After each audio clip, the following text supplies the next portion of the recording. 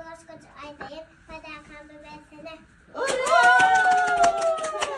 Ana! Hekim yani durmuyor. Hekim ayıp Hekim ben. Hekim gelecek ya. Hadi sapar aydın. Sapar aydın, dur. Hayır sana gelsene. Yol kamını görsene. Kurboş kızık aydayım. Benim aydayım. Kadar kani. Fadar kamını versene. Ben denemem. Sana da veririm. Ana sana da verirsen ya. Bak. Şimdi hekim aydı ya. Ver. Ver. Her yılın şartları olmaz onun denkler. Römşün etti açalım. Serese ayızlar. Böyle.